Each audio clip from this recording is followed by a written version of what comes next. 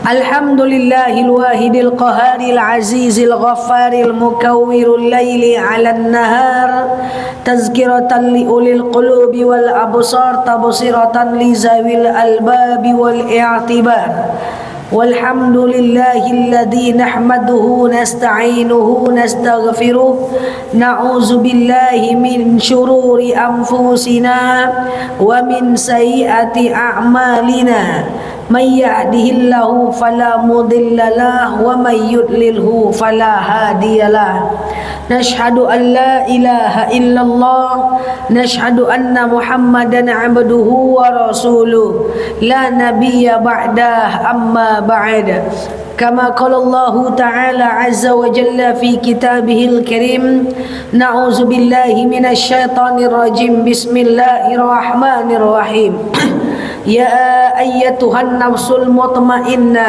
ارجعي إلى ربك راضية مرضية فادخلي في عبادي وادخلي جنتي الآية وكما قال نبينا محمد بن عبد الله من سلك طريقا يلتمس فيه علما سهل الله به طريقا إلى الجنة الحديث صدق الله العظيم. Ibu-ibu yang saya sayangi karena Allah, sebelumnya suara saya jelas? Alhamdulillah, semoga sebelum kita mulai pelajaran kita kali ini, kita berdoa kepada Allah, semoga siapapun kita yang hadir dalam majlis ini, insya Allah Allah sehatkan badan kita, Allah kuatkan jasad kita, Allah tambah ruh keimanan kita, Allah luaskan rezeki kita, Allah angkat segala masalah kita, Allah jauhkan kita dari orang-orang zalim, Allah matikan kita dalam keadaan husnul khatimah. Amin. Allahumma amin. Selanjutnya innallaha wa malaikatahu yusalluna 'alan nabi ya ayyuhalladzina amanu sallu 'alaihi wa sallimu taslima. Salawat salam kita hadiahkan kepada baginda Rasulullah sallallahu alaihi wasallam dengan lafaz Allahumma salli ala Muhammad wa ala ali Muhammad. Ibu-ibu semua sehat ya?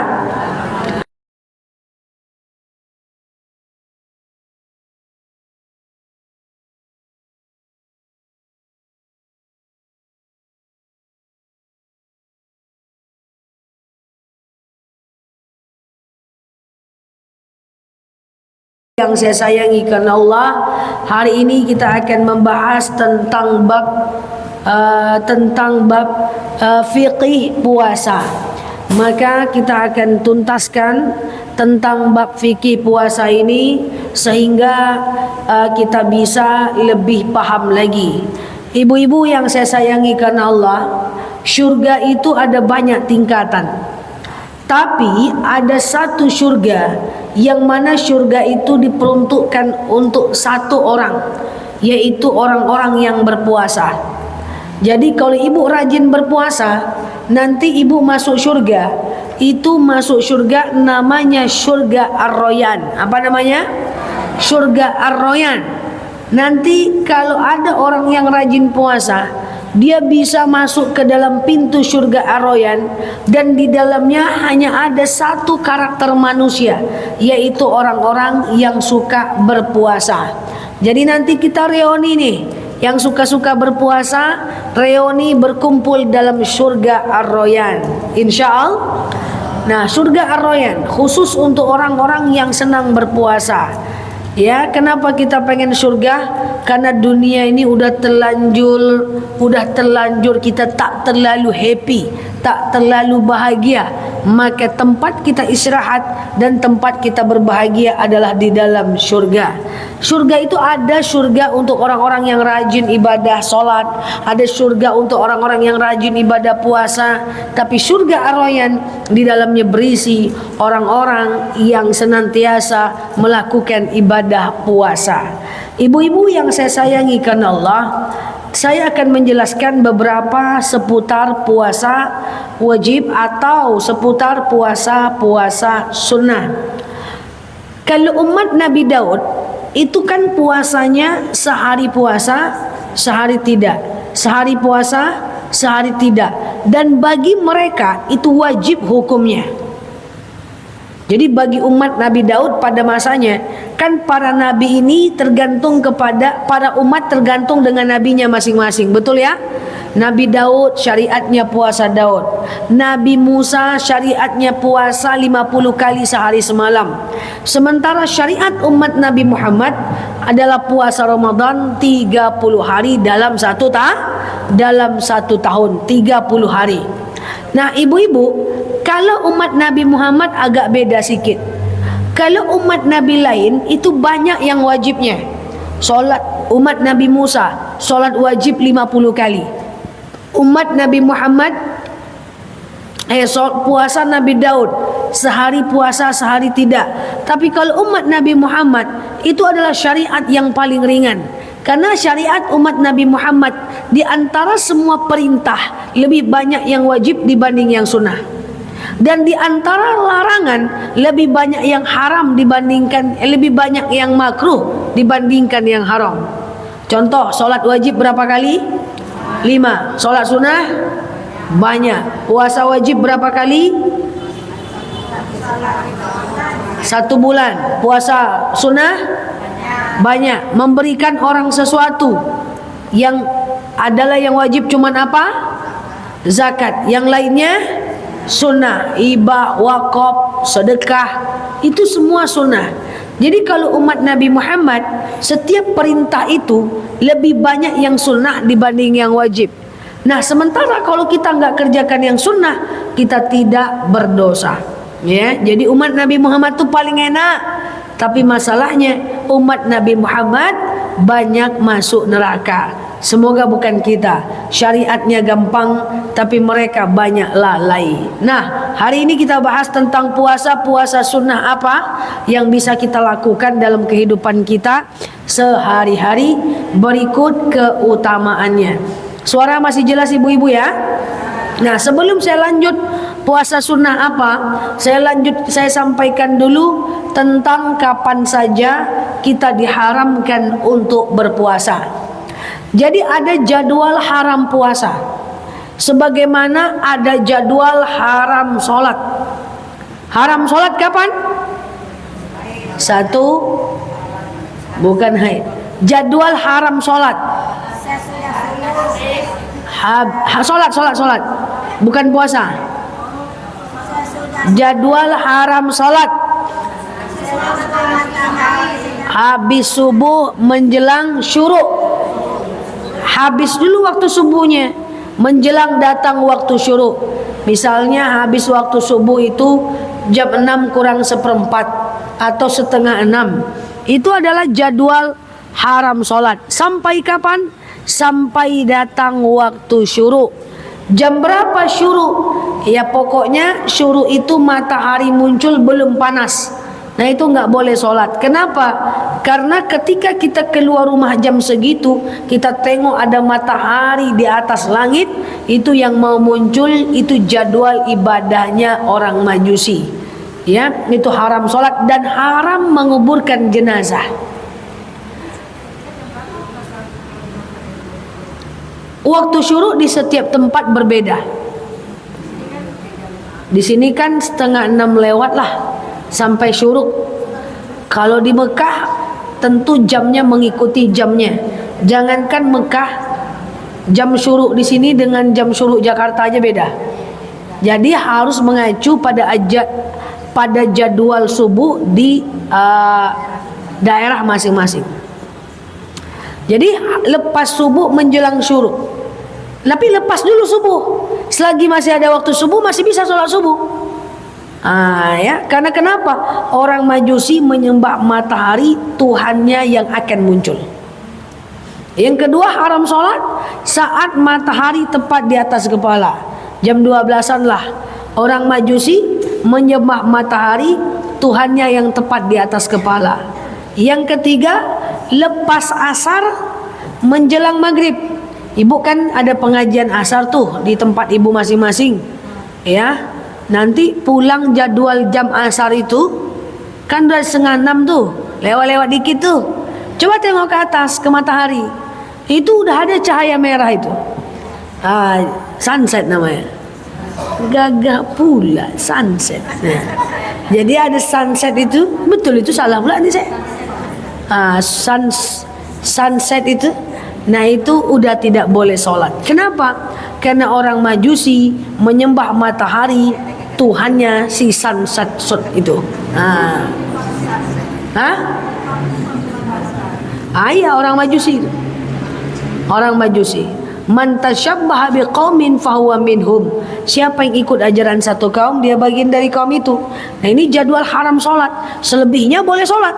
Sholat taubat, sholat hajat, sholat istikharah, sholat tahiyatul masjid, sholat duha, sholat tahiyatul masjid, sholat wudu.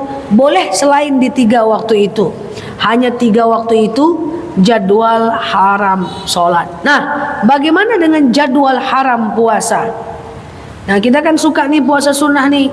Nah, ada beberapa jadwal haram puasa dalam kitab. Sebelum puasa, kalau seandainya tertidur terlelap subuh itu udah lewat dari jam 6 gimana? Ustazah, kalau memang seandainya tertidur, terlelap, tidak sengaja, kesiangan, pas terbangun, wah, rupanya jadwal haram sholat. Jawabannya gimana? Jawabannya adalah jawabannya adalah tetap sholat walaupun di waktu itu. Oke, tetap sholat walaupun di waktu itu.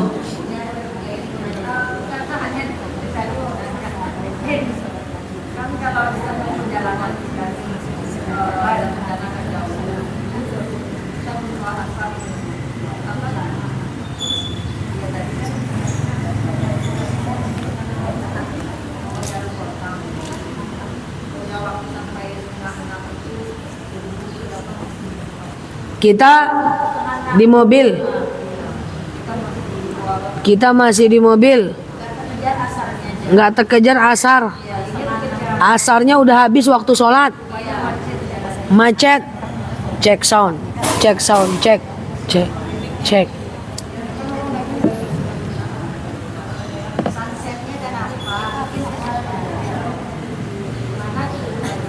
Ya, bentar.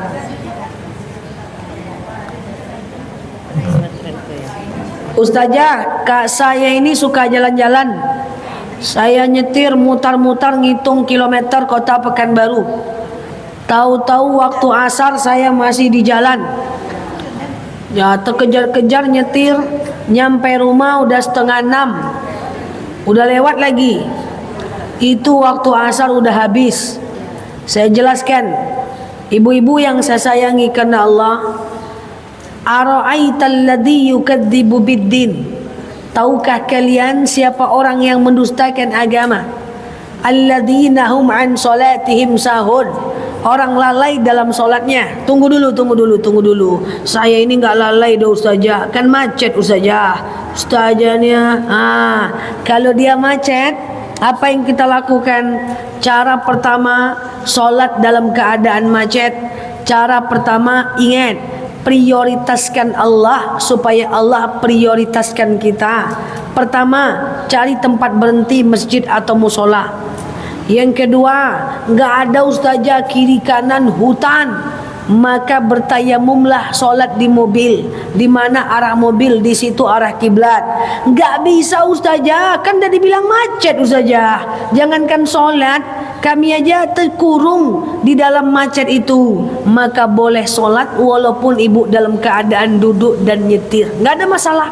Bertayamum, sengaja aku bertayamum mensucikan diriku dari hadas kecil lillahi ta'ala. Tayamum hanya muka dengan tangan aja. Tayamum nggak pakai kumur-kumur.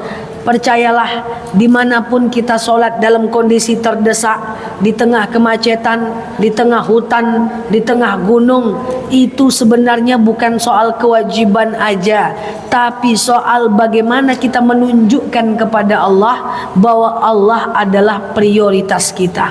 Tuh, Masya Allah. Ya, kalau kita udah memprioritaskan Allah, maka Allah akan prioritaskan kita. Kayak gitu ibu-ibu yang saya sayangi karena Allah. Nah, kalau Allah udah prioritaskan kita, maka insya Allah Allah sayang sama kita. Saya beberapa waktu yang lalu tahun lalu saya udah cerita sama ibu-ibu, saya pergi ke Bukit Tursina ya. Bukit Sinai naik gunung 6 jam. Saya perintahkan, saya sampaikan kepada jemaah dengan tegas, stop di jalannya masing-masing. Jadi kan namanya naik gunung, masih ada yang di ujung, masih ada yang di ujung, masih ada yang saya di tengah, masih ada yang di ujung. Itu saya teriak kuat-kuat, berhenti semuanya, nggak ada yang boleh lanjutkan mendaki. Sebentar lagi jadwal haram solat. Wah teriak, di atas saja lah ustazah, nggak ada di atas, nanti udah isya. Kata saya seperti itu. Solatlah dimanapun kita berada. Akhirnya semuanya solat dimanapun berada. Ada satu yang sedang solat di atas bukit, terjelungkang di atas sujud. Jadi dia alas lah pakai jaket gitu ya. Kan cuaca dingin, terjelungkang dia.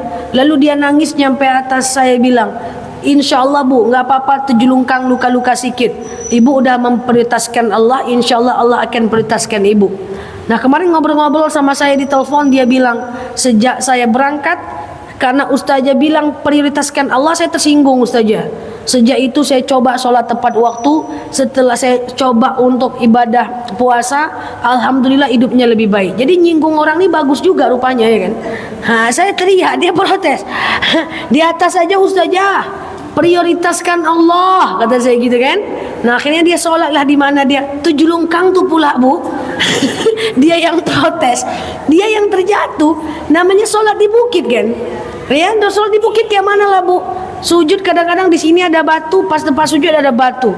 Sejak itu alhamdulillah dia tersinggung, tapi alhamdulillah dia berubah. Jadi nggak apa-apa tersinggung tuh rupanya ya kan.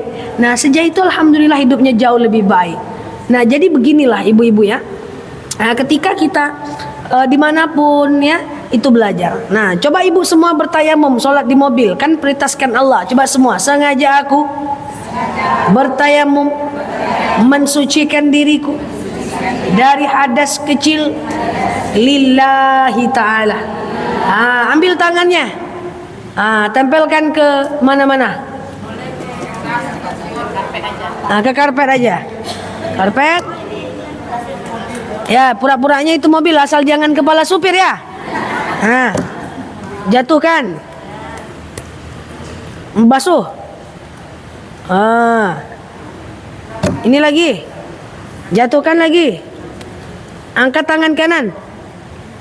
Tempelkan di bawah tangan kanan, tangan kiri. Terus sampai siku. Terus nyampe di bawah, puter. Puter ujungnya gini. Mantap ya. Ujungnya gini. Oh bukan, ujungnya jempol. Tadi kan jempol nggak kena nih bu. Kan cerita jempol nggak kena nih besti. Terus sampai ke bawah, puter ujungnya jempol. Kan tadi jempol nggak kena kan? Ini jangan dikenain. Ini untuk tangan kiri nanti. Terus, nah terus ke bawah, ujungnya ke jempol. Gitu. Dah sholat aja lah. Di mana arah mobil situ arah kiblat.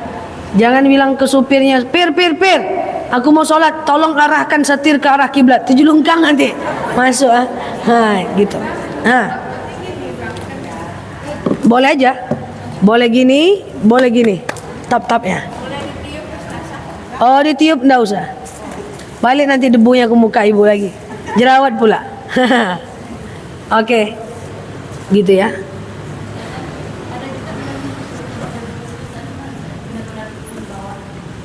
Oke.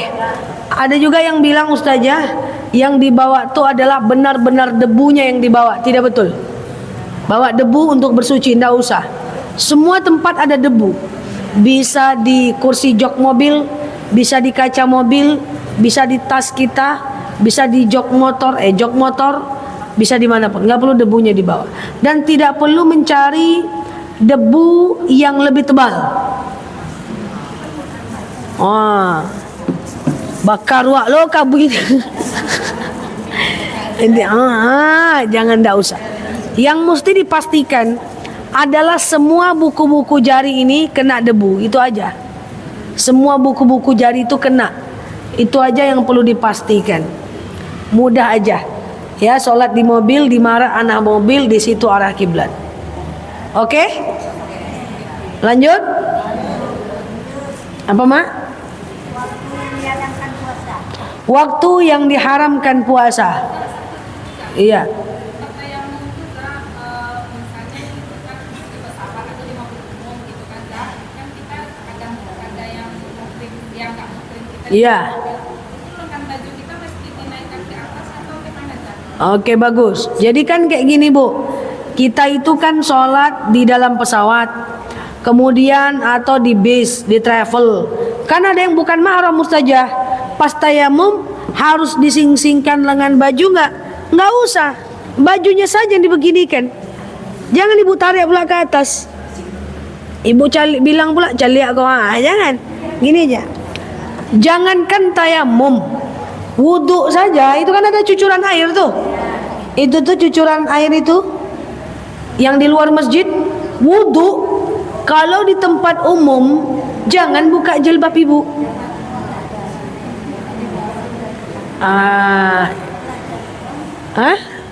Ya, jangan buka jilbab ibu. Ibu cukup basuh mukanya, tangan sampai siku dengan dibilas aja, jangan sampai basah sampai ke dalam. Kemudian kepala cukup di sini, cukup diusap aja bagian kepalanya di luar jilbabnya. Lalu kemudian kaki itu jangan dibuka, sepatunya atau kaos kakinya dibilas aja untuk kaos kaki dan sepatunya kalau di tempat umum kayak gitu. Karena nutup aurat jauh lebih utama. Jadi kalau tayamum di tempat umum jangan dising-singkan lengan bajunya, kecuali kalau mau naik panjat pinang. Oke, lanjut. Ini kalau tidak sempat minggu nih bahas puasa, kita bahas sambung minggu depan ya. Kita lanjut tentang puasa. Ada yang ragu lagi? Nah, di mana saja jadwal haram puasa? Ya, pertama, haram puasa kita udah tahulah di hari raya Idul Fitri dan hari raya Idul Adha. Itu nggak boleh puasa, jangan rajin kali pula. Puasalah Kak Fitri nanti Lebaran. Kenapa? Biar nggak makan kue mentegau saja. Hah? Hari raya kurban tidak puasa. Puasa cuma menahan aja pagi. Nah, kan pagi doang. Nah, menahan aja. Nggak puasa sampai maghrib doh. Nah, ya justru tidak boleh berpuasa setelah sholat. Yang kedua, haram sholat. Terbalik-balik dah. Haram puasa hari tasyrik. Apa itu hari tasyrik? 11, 12, 13. Kapan itu? Lebaran kedua, Lebaran ketiga, Lebaran keempat saat hari raya Idul Adha. Jadi kalau mau disimpulkan 4 hari itu nggak bisa puasa.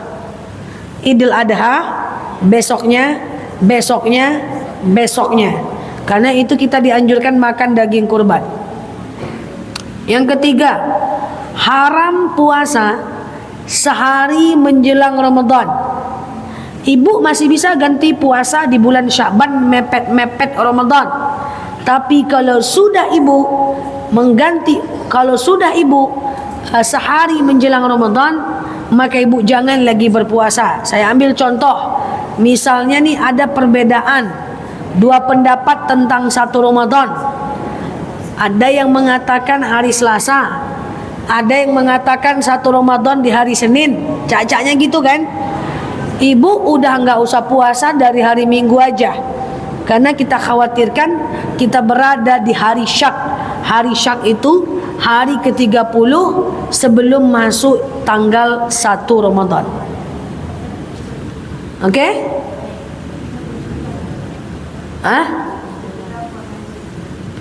Iya. Enggak, sehari menjelang Ramadan enggak boleh. Sehari menjelang Ramadan. Misalnya hari ini Ramadan, kemarin udah enggak boleh puasa, udah enggak boleh ganti puasa maksudnya. Kalau 2, makanya tadi saya bilang kalau 2 untuk hati-hati tanggal 29. Udah enggak puasa. Kalau mau ganti puasa sebelumnya. Paham bingung? Dah, paham, lanjut. Haram puasa adalah sepanjang tahun. Ada orang puasa tiap hari.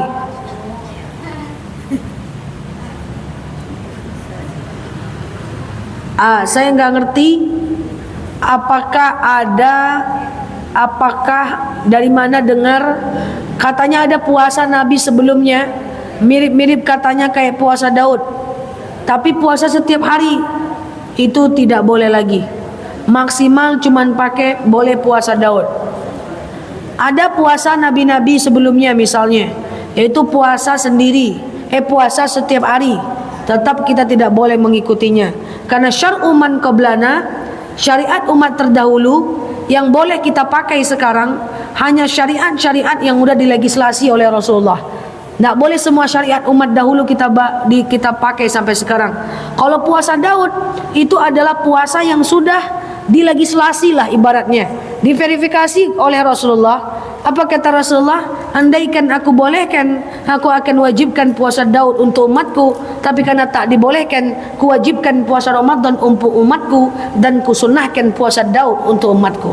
Jadi maksimal cuman puasa Daud, tak boleh puasa sepanjang tahun. Paling hebat lah itu puasa Daud, udah top one dah. Selanjutnya haram puasa Jumat sendiri, Sabtu sendiri, kecuali ganti puasa dan puasa Daud. Dia boleh aja kejebak Jumat sendiri, Sabtu sendiri. Untuk puasa Daud tidak jadi problem.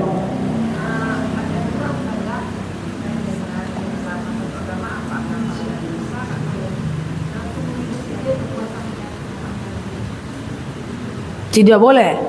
Ada ustazah saya mendengar orang dalam 40 hari seumur hidup dia puasa cuma 40 hari. Kalaupun itu ada syar'u man qablana, kalaupun ada syariat umat-umat terdahulu, kalaupun itu ada, maka kita tidak boleh lakukan karena kita punya syariat umat Nabi Muhammad.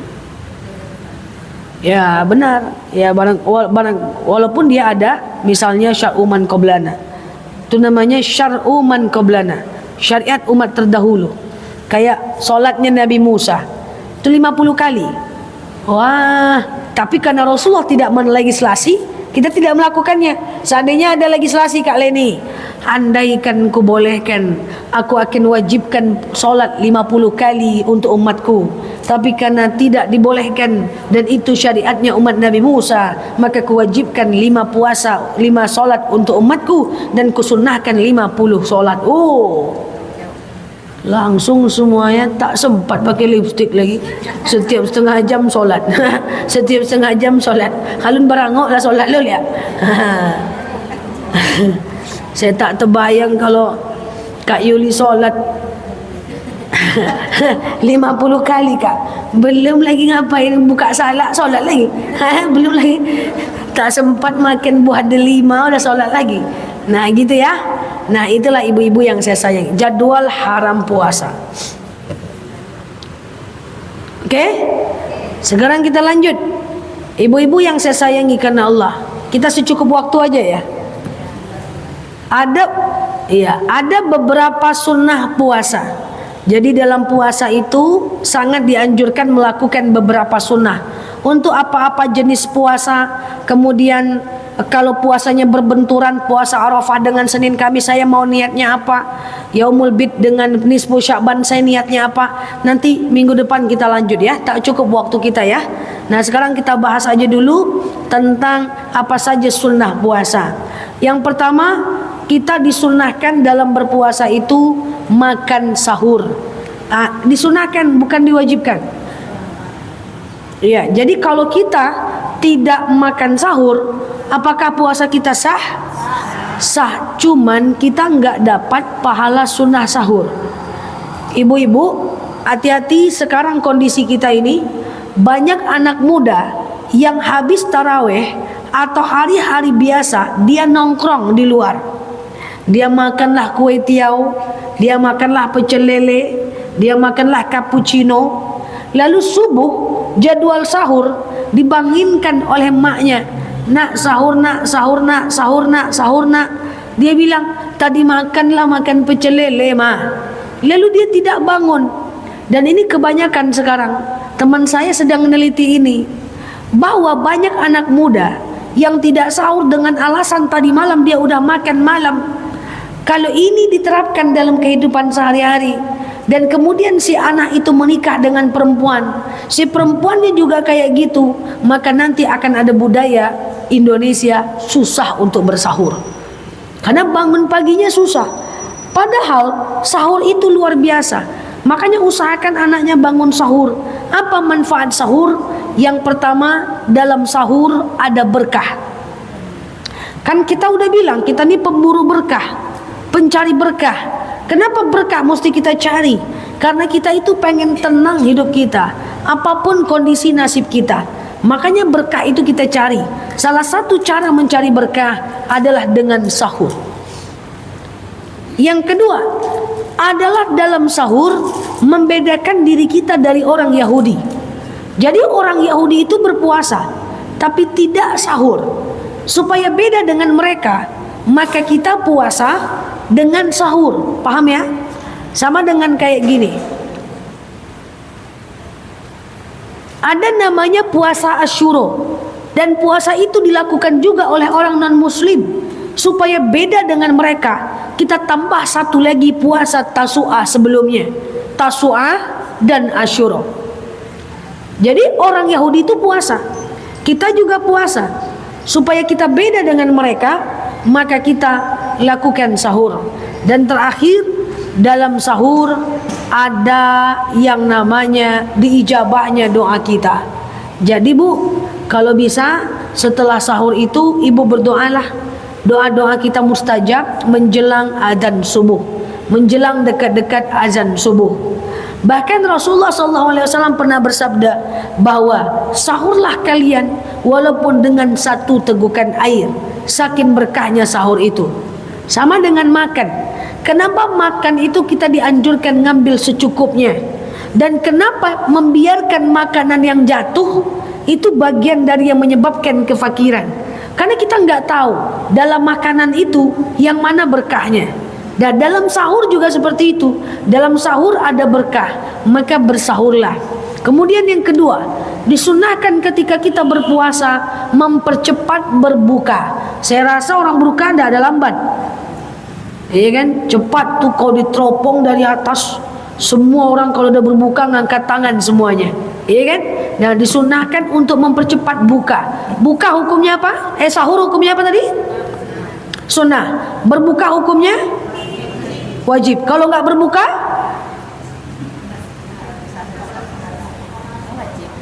sahur hukumnya sunnah. Berbuka hukumnya wajib. Kalau nggak berbuka, dosa. Tapi adakah orang yang nggak berbuka?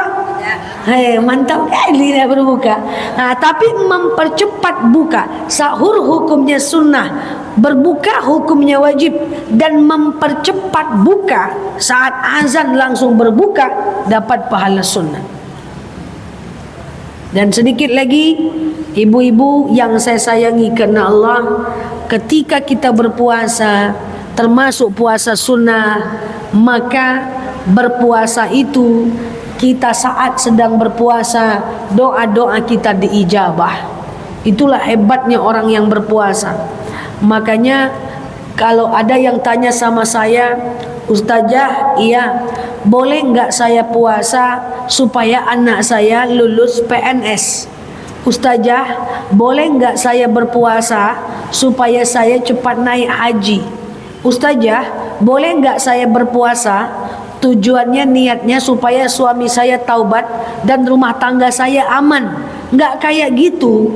Niat puasanya tetap untuk Allah, tapi nanti siang hari, ya siang hari gitu ya, kalau kita berpuasa, kita berdoalah, maka insya Allah doa kita mustajab. Gitu maksudnya. Jadi puasa supaya doa kita mustajab. Tafadhol Bu,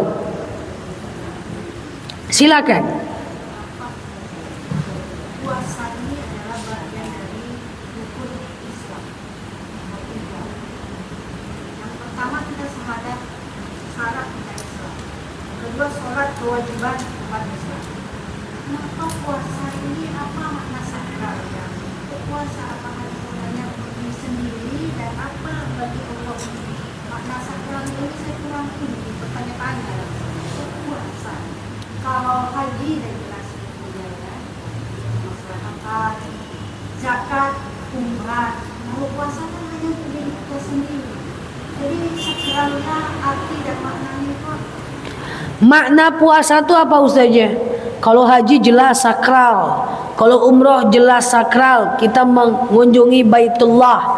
Makanya banyak orang-orang yang pengen berumroh tapi nggak mampu, dia selalu berdoa, Allahumma rzuqni ziyarata baitikal mu'azzam. Ya Allah, karuniakan kepada aku berziarah ke rumahmu yang agung. Jadi kalau ibu mau umroh, nggak ada rezeki, baca doa itu. Nggak ada waktu, baca doa itu. Allahumma rzuqni ziyarata baitikal mu'azzam. Ya Allah, karuniakan kepadaku, limpahkan kepadaku berziarah ke rumahmu yang agung. Jelas, tapi kalau puasa, itu apa sih makna sakralnya Ustazah? Makna sakralnya puasa itu dahsyat. Allah pernah berfirman dalam hadis qudzinya, fasiyamuli wa ana ajzi bihi. Puasalah untukku, aku yang akan membalasmu. Langsung cash dari Allah. Puasa itu menahan diri sebagai bukti ketakwaan kita kepada Allah. Karena kalau puasa kita nggak bisa ria. Bu, sholat kita bisa ria? Bisa kita sholat ria, kita pura-pura khusyuk kayak gitu kan. Kita haji bisa untuk ria?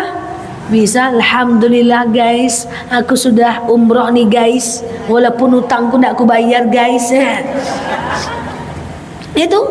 Tapi kalau puasa Ramadan, mana ada orang ria? Ibu puasa, saya puasa juga. Kali ini puasa, saya puasa juga. Guys, saya puasa guys, syalalala. Nggak bisa, aku juga puasa. Maaf lu, saya juga puasa. Semua orang puasa, justru karena kamu nggak puasa, kamu tak baik.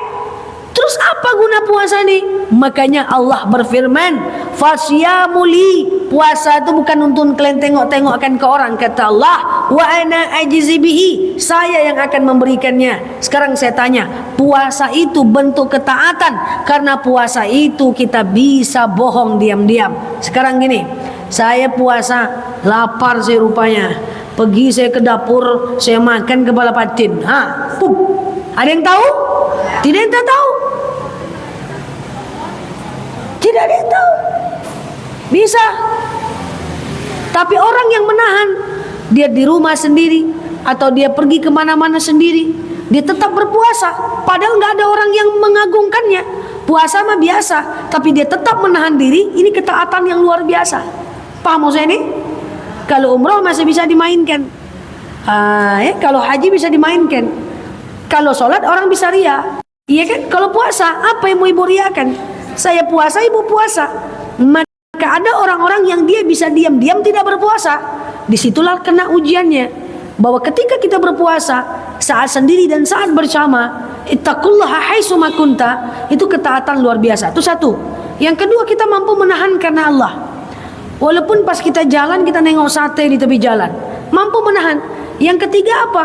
Bentuk kepedulian kepada orang fakir dan orang miskin, bahwa ketika orang merasakan lapar, kita rasa juga. Yang ketiga, yang keempat, merasakan indahnya sahur dan berbuka puasa. Jadi apa sih makna buka puasa?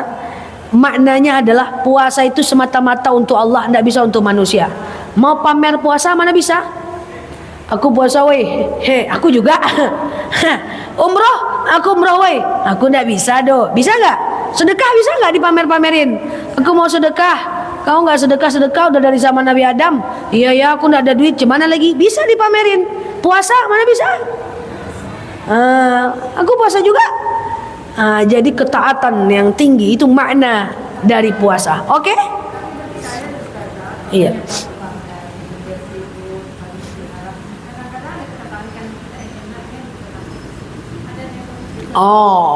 Oke, itu bab lain. Ustazah, Tapi kadang-kadang ada orang foto-foto dia lagi di Mekah, itu membuat kita auranya semakin bagus ustazah. Kita jadi rindu dengan Mekah. Bu, bukan tidak boleh foto-foto, maksud saya tadi bukan. Boleh berfoto, tapi pastikan niatnya untuk memotivasi. Jangankan berfoto depan Ka'bah, ibu sampaikan sedekah ibu ke orang boleh kok. Aku mau bagi-bagi sembako 100 pieces. Kamu sanggupnya berapa? 20. Cuma 20. Ya udahlah 80. Cuma 80. Ya udahlah 150. Sini. Telepon lagi yang lain. Aku bagi-bagi sembako 100 pieces. 100 paket. Kamu berapa? Aku 50. Orang kaya kok cuma 50. Berapa? Boleh. Untuk memotivasi, enggak ada masalah. Ya. Sedekah disampaikan tergantung kondisi hati kita. Ya, jadi kalau iman kita masih menengah ke bawah, masih Nokia 3315, lebih baik sedekahnya disembunyikan. Tapi kalau iman kita adalah menengah ke atas, sampaikan aja kebaikan kita, nggak ada masalah. Tujuannya memotivasi, fastabiqul khairat, berlomba-lomba dalam kebaikan. Makanya Rasulullah itu kadang sedekahnya sembunyi-sembunyi, kadang sedekahnya terang-terangan. Kalau para sahabat banyak yang sedekahnya terang-terangan. Makanya kita tahu data-data sedekah para sahabat karena mereka terang-terangan. Tujuannya memotivasi orang lain. Jadi bukan tak boleh foto-foto di Mekah. Bukan tak boleh itu ada burung merpati berputar sak. Ya, bukan tak boleh. Tergantung pada niatnya. Sebagai apresiasi terhadap diri sendiri, kita udah nabung bertahun-tahun, kita pergi umroh, lalu kemudian kita menyimpan foto, lalu menyampaikan kebahagiaan kita kepada orang lain, sembari mendoakan orang lain untuk kemudian ikutan umroh, itu nggak ada masalah, is okay, nggak apa-apa. Lanjutkan, yang penting niatnya kita pastikan dalam keadaan lurus, ya. Oke, saya tunggu foto-foto depan Ka'bah itu. Wallahu a'lam bishawab, ya. Demikian, assalamualaikum warahmatullahi wabarakatuh. Ya. Oke ya, Bu. Ya.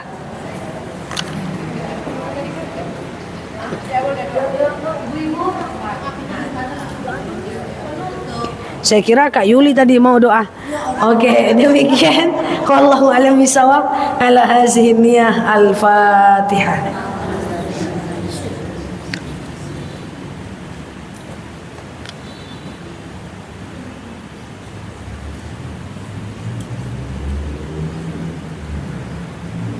Amin ya Allah, amin ya Rahman, amin ya mujibas sailin.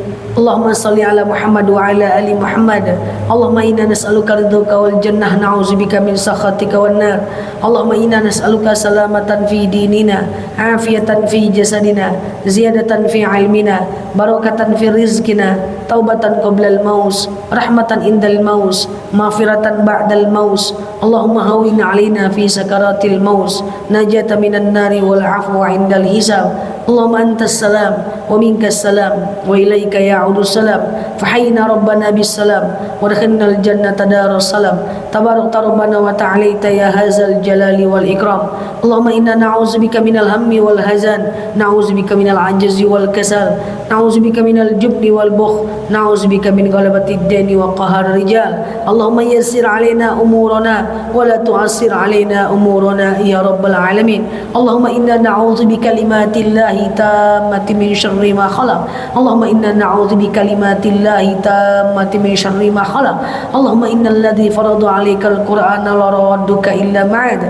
Allahumma ansur ikhwanana mujahidina fi Gaza. Allahumma ansur ikhwanana mujahidina fi Palestin. Allahumma ansur ikhwanana mujahidina fi Iraq. Allahumma ansur ikhwanana mujahidina fi Indonesia ya rabbal alamin. Allahumma istajib du'ana ya Allah, istajib du'ana ya Rahman ya Rahim ya mujibas sailin. Allahumma salli ala Muhammad wa ala ali Muhammad. Subhana rabbika rabbil izzati amma yasifun, salamun alal mursalin, alhamdulillahi rabbil alamin. Wallahu a'lam bishawab. Assalamualaikum warahmatullahi wabarakatuh. Ya.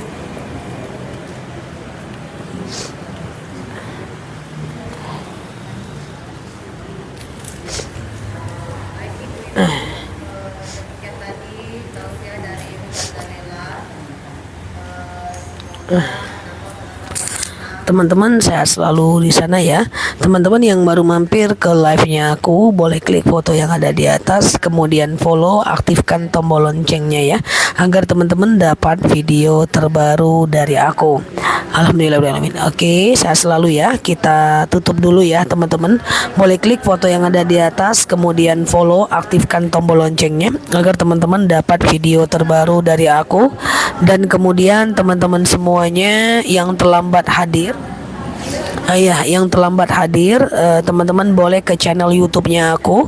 Nanti ceramah-ceramah pendeknya aku, ceramah-ceramah panjangnya aku ini nanti aku akan tampilkan di channel YouTube-nya aku ya. Subscribe aja, di sana akan ada ceramah-ceramah panjangnya aku. Sehat selalu ya teman-teman di Positive Vibration-nya aku. Sehat selalu buat teman-teman semuanya ya. Kita tutup dulu ya guys. Subhanakallahumma wa bihamdika nasyhadu alla ilaha illa anta nastaghfiruka wa natubu ilaih. Nela Luki di sini, sampai paham. Assalamualaikum warahmatullahi wabarakatuh. Bye bye. Sampai ketemu ya guys di live berikutnya. Aku matiin dulu ya teman-teman ya. Bye bye. Love you all. Matiin dulu ya guys. Bye bye. Makasih ya. Ya.